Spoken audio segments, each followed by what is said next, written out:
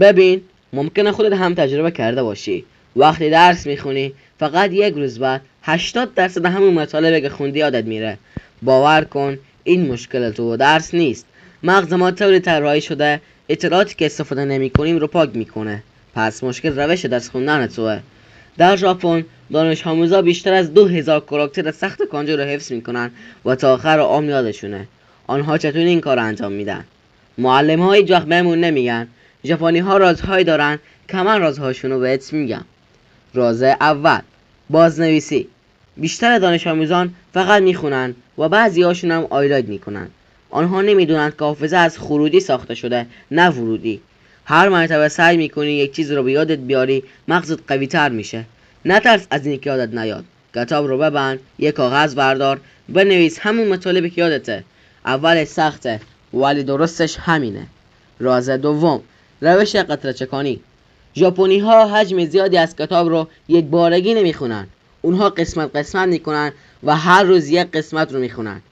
جیمز لیر در کتاب عادتهای اتمی خود میگه 1% پیشرفت در روز باعث میشه 1 سال 37 برابر بیشتر پیشرفت کنی. راز سوم، تکرار با وقفه. مثل آب دادن به گیاه میمونه، اون هم گیاه مغزت. مطالب رو هر روز نخون، با فاصله بخون. 1 روز بعد، 3 روز بعد، 7 روز بعد، 1 ماه بعد. هر بار که مرور میکنی مطالبی که خوندی بیشتر روی مغزت حک میشه و حافظت قوی تر میشه. راز چهارم، هنر طرز فکر واقعی. موفقیت فقط تکنیک نیست، طرز فکره. ژاپنی ها قبل از درس خوندن یه روتین میسازن، از جای مخصوص و یه مداد مخصوص استفاده میکنن. اینجوری مغزشون یاد میگیره الان باید تمرکز کنم که وقت یادگیریه.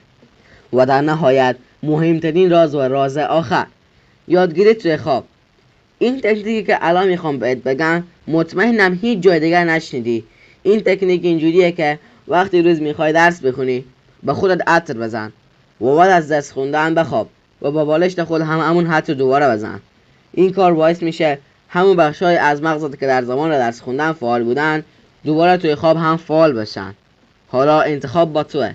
تنها میشینی و این ویدیو رو میبینی یا از جمله همون 1% جامعه هستی و بهش عمل میکنی. خوشحال میشم اگر ویدیو 1% هم برات کارآمد بود. برای حمایت از من سابسکرایب کن.